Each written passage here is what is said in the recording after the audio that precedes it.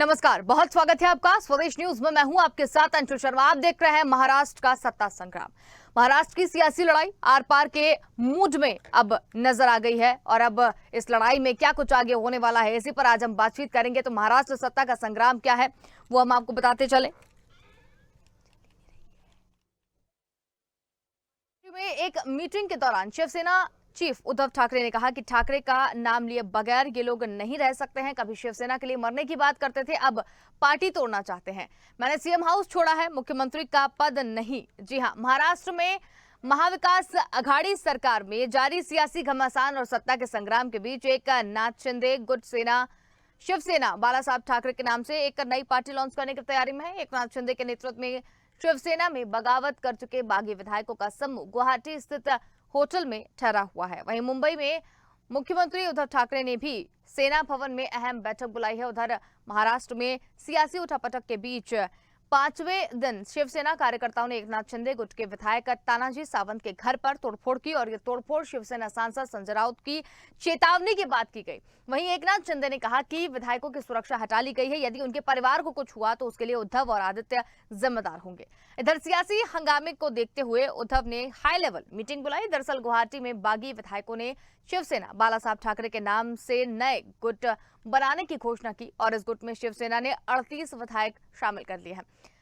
आपको बता दें कि सभी के नामों की एक सूची भी जारी कर दी गई है। शिंदे ने 23 जून को 34 शिवसेना विधायकों की सूची जारी की थी। महाराष्ट्र में सरकार गिराने के लिए शिंदे को सिर्फ एक 37 शिवसेना के विधायकों की जरूरत है और इससे पहले उद्धव ठाकरे ने शुक्रवार शाम शरद पवार के साथ 2 घंटे मीटिंग भी की गई।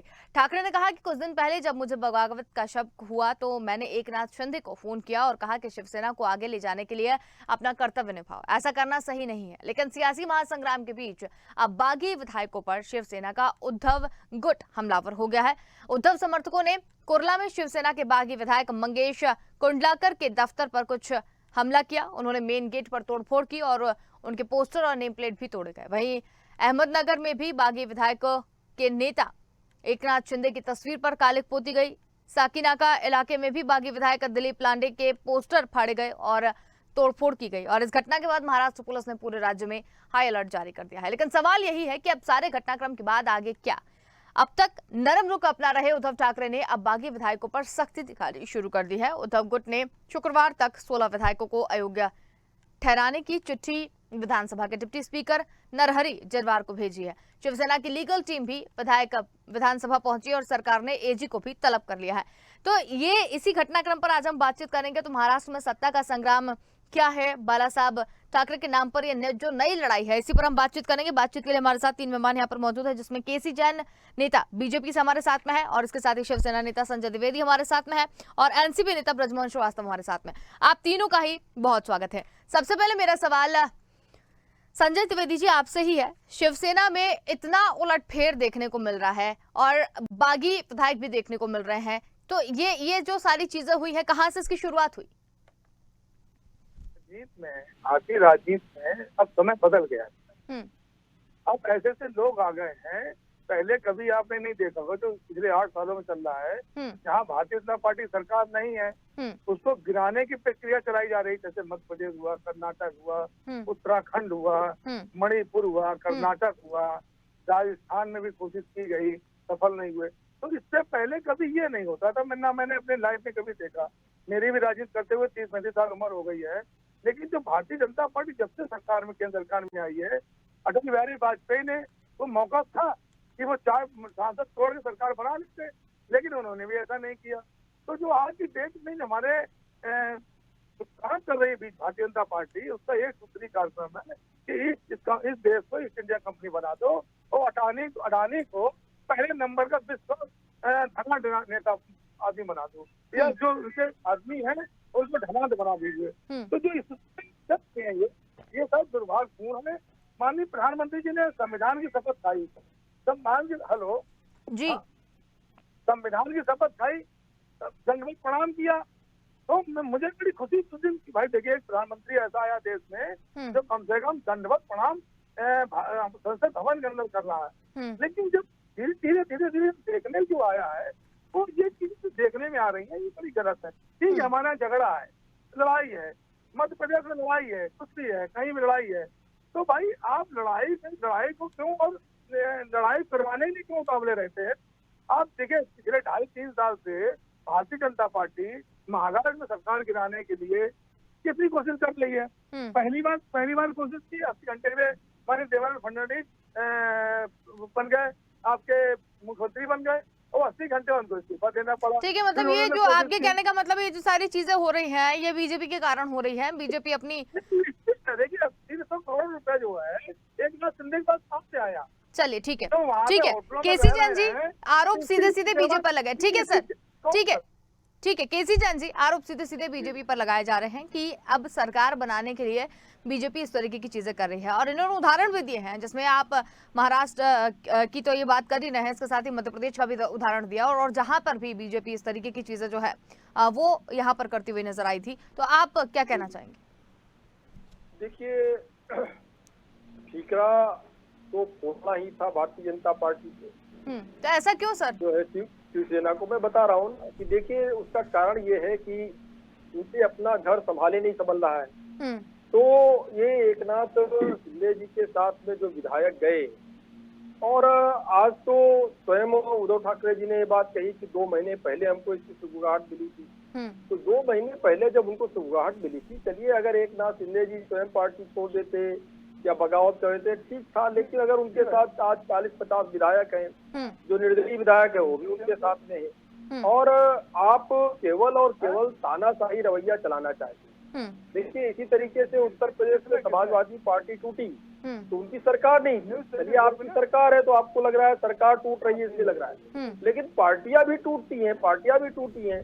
उत्तर प्रदेश में समाजवादी पार्टी टूटी और शिवपाल जी ने अपनी अलग पार्टी बना ली, पहले गुट बनाया फिर पार्टी बना ली, और उसके बाद भी देखिए कि तमाम सारे लोग समाजवादी पार्टी के टूट करके भारतीय जनता पार्टी में आए। वहाँ सरकार तो नहीं है उत्तर प्रदेश में, भारतीय जनता जो है कोई समाजवादी पार्टी टूट करके वो इसलिए आ रहे हैं कि हमें सरकार बनाने की आवश्यकता है, विधायकों की आवश्यकता है। लेकिन उसके बाद में भी आपने देखा कि जो पिछली माननीय योगी जी की सरकार रही, तमाम सारे विधायक तमाम सारे सांसद समाजवादी पार्टी को छोड़ करके भारतीय जनता पार्टी में आ गए, जबकि हमारे पास 300 प्लस विधायक पहले से थे। उसके बाद भी तमाम सारे लोग टूट करके आए भारतीय जनता पार्टी में। तो ये कहना कि, और अभी तो हमने ना तो फ्लोर टेस्ट के लिए कहा है, ना हमने ये आरोप लगाया है कि सरकार अल्पमत में है, ना हमने राष्ट्रपति को कोई पत्र दिया है, ना हमने राज्यपाल को कोई पत्र दिया है। तो ऐसे में भारतीय जनता पार्टी की कहाँ पे कोई भूमिका नजर आती है? लेकिन क्या है कि इनके अंदर तक की सुई इसलिए घूम रही है, दरअसल भारतीय जनता पार्टी और शिवसेना ने जिस प्रकार से त्रिपोल अलायंस करके एक गठबंधन में चुनाव लड़ा था, लेकिन उन्होंने गठबंधन धर्म का पालन नहीं किया, तो इनको इसलिए वो कहीं ना कहीं अपनी चीज निकाल रहे हैं। और जो कुछ वहां पर हो रहा है महाराष्ट्र में, ठीक है आपके साथ के अगर विधायक किसी दूसरे एक घटक दल तैयार कर रहे हैं या कुछ भी है, और अभी तो ये भी स्पष्ट नहीं है कि वो वास्तव में अगला दल बनाएंगे कि नहीं बनाएंगे, अभी एक बात नहीं कहा, उन्होंने ये भी नहीं कहा है कि हम शिवसेना छोड़ रहे हैं। एक मिनट मेरी बात पूरी हो जाए, 2 लाइन मेरी बात पूरी हो जाए। लेकिन वहां पे विधायकों की सिक्योरिटी हटाना, उनके घर से विधायकों के घर से सिक्योरिटी हटाना और उनके ऊपर हमला करवाना, कालिक पुतवाना, पत्थरबाजी करवाना, आगजनी करवाना, ये सब चीजें क्या सही है? क्या शिवसेना की कौन सी भड़ास है?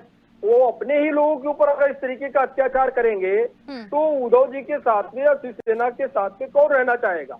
तो जो गुंजाइश थी, अभी जो लोग घर से बाहर गए थे, आपका दरवाजा खुला था, घर वापस आने की गुंजाइश थी, आपने आगजनी करके उनके ऊपर तोड़ फोड़ करके उनके ऊपर हमला करवा करके वो वापसी की गुंजाइश तो खत्म कर दी।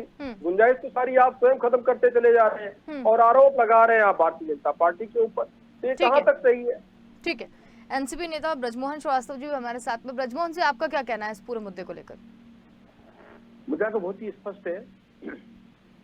एक तो ये कि महाविकास अघाड़ी के पास महाराष्ट्र में पूरा स्पष्ट बहुमत है और वहां पर हमें किसी प्रकार की कोई परेशानी नहीं है सरकार के संचालन में।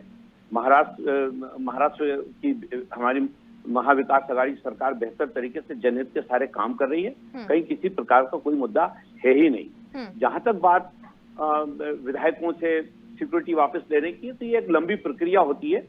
उस लंबी प्रक्रिया के बाद जिन विधायकों को लगता है कि इनको अभी सुरक्षा दी जानी चाहिए, फिर अगर इनपुट आता है कि इनको सुरक्षा नहीं दी जानी चाहिए, तो ऐसे लोगों की भी सुरक्षा समाप्त की जाती है। ये राष्ट्रीय स्तर पे भी हुआ है।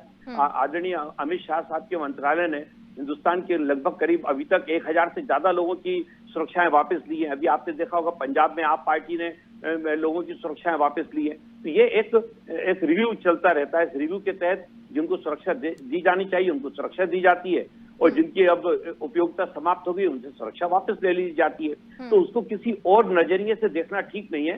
ये पूरी तौर से प्रशासनिक मुद्दा है, और इसका इस आज की घटना से इसका कोई संबंध नहीं है कि इनकी सिक्योरिटी वापस जो ली गई है, इसका कोई मतलब ही नहीं निकलता। तीसरी बात जो मैं कहना चाहता हूँ, गठबंधन धर्म की बात भारतीय जनता पार्टी के आदरणीय नेता कर रहे हैं, बड़ा अच्छा लगा मुझे सुनकर। तो मैं उन्हें याद दिलाना चाहता हूं कि इस गठबंधन का जब मुद्दा बिहार में आया था, बिहार में तो भारतीय जनता पार्टी ने नीतीश कुमार जी के साथ चुनाव नहीं लड़ा था। उस समय का जो गठबंधन था वो तो तेजस्वी यादव साहब की पार्टी आरजेडी के साथ था, कांग्रेस के साथ था, राष्ट्रवादी कांग्रेस पार्टी के साथ था। लेकिन रातों रात आदरणीय नीतीश कुमार जी के ऊपर पता नहीं क्या दबाव डाला, और नीतीश कुमार जी कौन से दबाव में आए इसका जवाब तो नीतीश कुमार जी दे सकते हैं। लेकिन वहां भारतीय जनता पार्टी को कोई गठबंधन धर्म याद नहीं आया, क्योंकि जो भारतीय जनता पार्टी को सुविधाजनक लगता है वहां पे वो धर्म की बात करने लगते हैं, वहां वो आदर्श की बात करने लगते हैं, और जहां चीज उनके हित की नहीं होती है वहां वो आरोप लगाने लगते हैं। तो मैं ये लेकिन जिस तरीके की चीजें यहाँ पर निकलकर अभी तक सामने आई है, और बीजेपी के ऊपर क्या निकल के आ रहा है, क्या निकल के आ रहा है बताइए। हाँ, वही तो, अब आप सुन लें तब तो मैं बताऊं।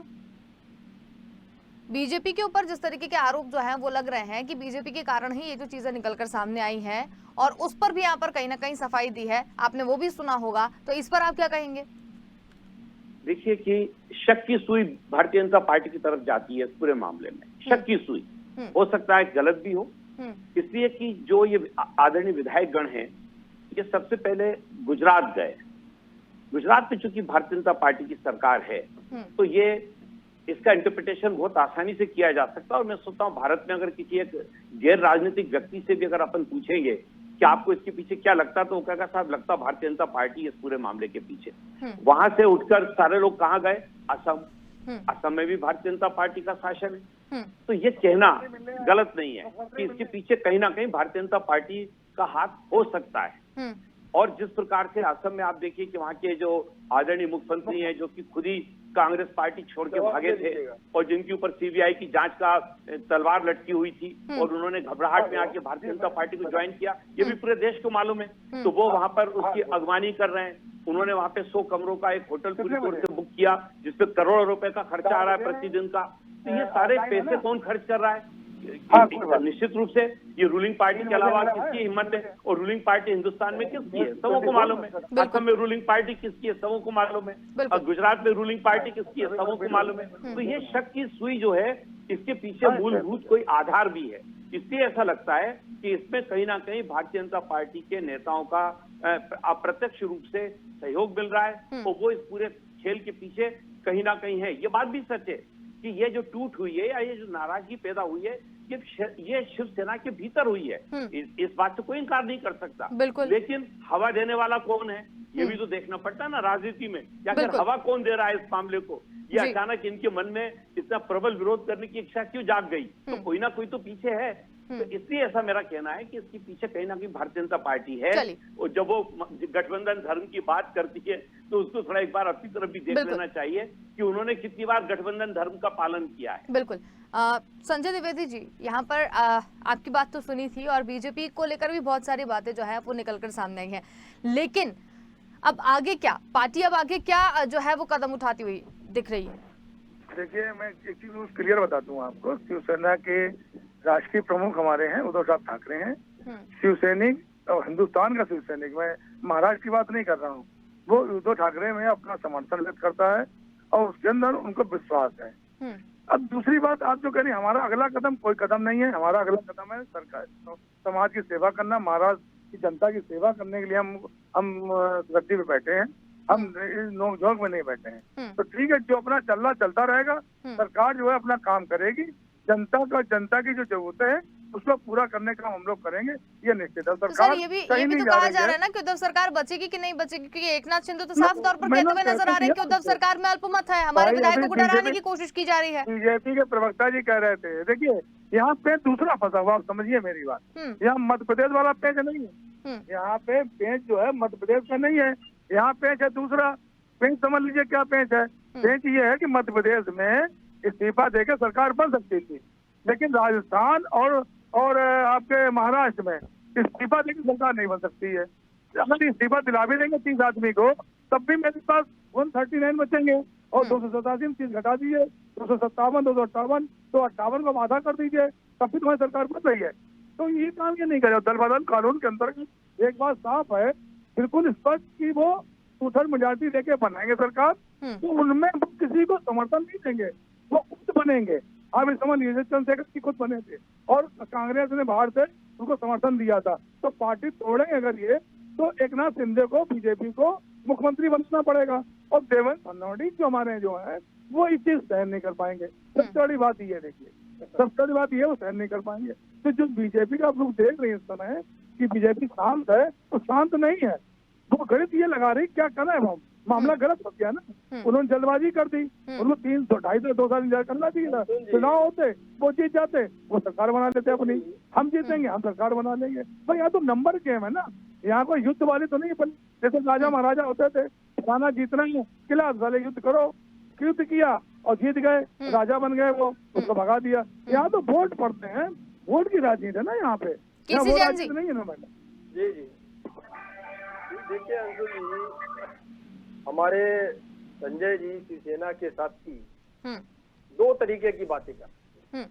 एक तरफ उन्होंने कहा कि भारतीय जनता पार्टी तोड़फोड़ कर रही है, सरकार गिराना चाह रही है। दूसरी तरफ उन्होंने आंकड़ा गिनाया कि हम तो ना तो अल्पमत में हैं, ना हमारी सरकार जा रही है। जब वो अल्पमत में नहीं है, उनकी सरकार जा ही नहीं रही है, तब इन विधायकों की सिक्योरिटी हटाने की क्या आवश्यकता है? फिर संजय राउत को सामने आकर के कहने की क्या आवश्यकता है कि शिवसेना आग है आग, और आप लोग आग से खेल रहे हैं, पूरा महाराष्ट्र जल जाएगा जो आग से खेलेगा। ये कौन सी भाषा है? किसको आप डरा रहे हैं, किसको आप धमका रहे हैं? अपने ही उन सैनिकों को आप डरा धमका रहे हैं जो आज विधायक हैं। वो नहीं जानती शिवसेना क्या है। केवल यानी कि जो उद्धव ठाकरे हैं या संजय राउत है, केवल 2 लोगों की तानाशाही पूरी पार्टी में चलेगी। वो जब चाहे तो शिवसेना आग हो जाए, वो जब चाहे तो शिवसेना पानी हो जाए। तो ये ऐसे तो नहीं चलेगा। क्या इसमें जो है एकनाथ शिंदे हो या और जो विधायक हो, क्या इनका बलिदान, इनका त्याग, इनकी सेवा भाव नहीं है शिवसेना को यहाँ तक ला करके खड़े करने के लिए?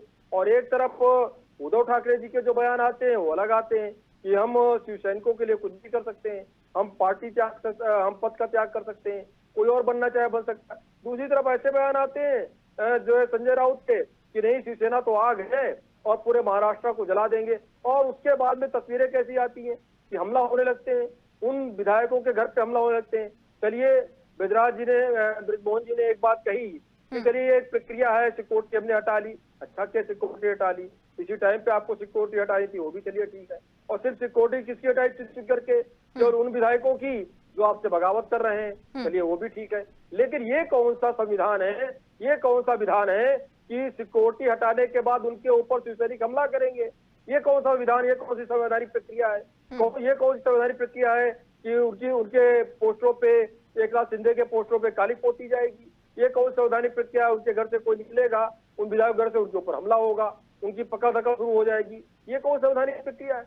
तो कुल मिलाकर के अपने झूठ को छुपाने का प्रयास कर रहे हैं। के प्रकार किसी भी तरीके से इनको लग रहा है, स्पष्ट हो गया है, क्योंकि लगभग 50 लोग, 50 विधायक जो कि शिवसेना के और निर्दल मिला करके वो दूसरे जो एकनाथ शिंदे जी हैं उनके साथ में जा चुके हैं। और ऐसे में घबराहट और जल्दबाजी और तमाम सारे जो काम थे, प्रोजेक्ट थे, उसमें तमाम सारा जियो पास करके बहुत सा पैसा भी रिलीज कर दिया गया, करोड़ रुपया रिलीज कर दिया गया सरकार जाती हुई देख करके। ये कौन सा नियम है, ये कौन सा संविधान है, कौन सा विधान है कि 2 दिन के अंदर फटाफट करोड़ों रुपए के जियो पास हो रहे हैं और उसके पहले आपको खबर नहीं थी, याद नहीं आ रही थी? तो कुल मिलाकर के आप ये देखिए कि सरकार वहां की लगभग जानी तय है। लेकिन ये मामला तय करना है शिवसेना को। नहीं, अभी जो जिस तरीके का गणित इनने बताया है, ये तो मान ही नहीं रहे कि सरकार जाएगी। देखिए, उनको मानना भी नहीं चाहिए और हम चाहते भी नहीं कि सरकार वहां की गिरे। भारतीय जनता पार्टी चाह रही है कि सरकार चल रही थी, सरकार चले। ना तो हम ये चाह रहे हैं कि दोबारा जनता को जो है चुनाव के लिए जाना पड़े, ना तो हम ये चाह रहे हैं कि वहां पे कोई अस्थिरता पैदा हो। लेकिन ये उद्धव ठाकरे जी का बयान आता है कि 2 महीना पहले हमको खबर हो गई थी और हमने बात की थी शिंदे से। तो शिंदे जी से जब उन्होंने बात की थी 2 महीने में उनके साथ के टूट करके 50 विधायक के साथ चले गए और वो एक विधायक शिंदे जी को नहीं समझा पाए। क्या कारण है? यही तानाशाही रवैया कांग्रेस का रहा। कांग्रेस से चाहे सिंधिया जी हो या और जो विधायक हैं और जो उनके सांसद हैं, जब मिलने जाते थे, टाइम डालते थे तो उनके पास टाइम नहीं रहता था। शिंदे जी का स्पष्ट बयान आया है कि जो है हमारे लिए मुख्यमंत्री आवास के दरवाजे बंद थे, हमारे विधायकों के लिए मुख्यमंत्री आवास के दरवाजे बंद थे, वो मिलना नहीं चाह रहे थे। तो जब तक देखिए जो कम्युनिकेशन गैप है वो जो ही पैदा होता है, तब पार्टियों के अंदर बिखराव पैदा होता है। जब तानाशाही रवैया पैदा होता है पार्टी मुखिया का, तब इस तरीके की स्थितियां पैदा होती हैं। उत्तर प्रदेश में समाजवादी पार्टी टूटी चाचा भतीजे में, शिवपाल जी अलग, अखिलेश यादव जी अलग क्यों हुए? क्योंकि उनके अंदर भी गुरु और घमंड आ गया था। कांग्रेस पार्टी आज गर्त में चली गई, क्यों?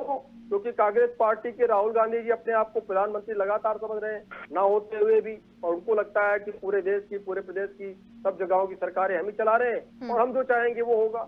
पार्टी कांग्रेस गर्त में चली गई।